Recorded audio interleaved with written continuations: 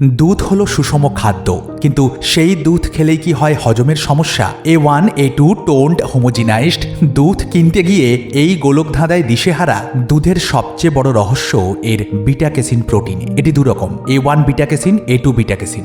বিদেশি জাতের গরু সাধারণত দেয় A1 দুধ। এটি হজমের সময় BCM7 নামক পেপটাইড তৈরি করে, যা ডায়াবেটিস, হার্টের প্রবলেম এবং ল্যাকটোজ ইনটলারেন্স বা হজমের সমস্যার অন্যতম কারণ।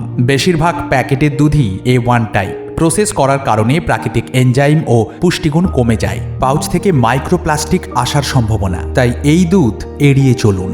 অপরদিকে আমাদের খাঁটি দেশি গরু দেয় A2 দুধ। A2 দুধে প্রাকৃতিকভাবে CLA থাকে, যা হার্ট ভালো রাখে এবং হজম করা সহজ।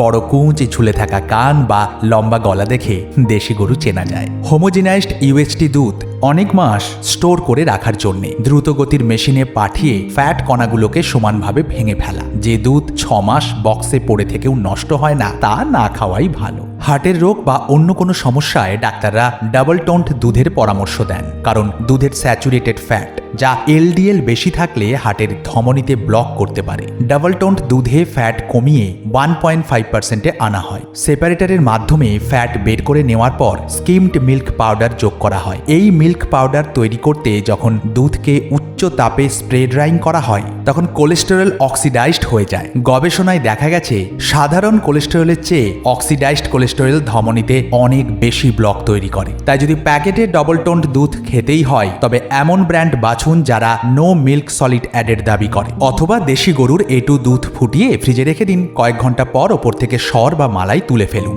লো ফ্যাট দুধ পাবেন, যা অক্সিডাইজড কোলেস্টেরল মুক্ত। অবশ্যই আপনার ডাক্তারকে জানিয়ে। মিল্ক পাউডারও একই কারণে এড়িয়ে চলুন।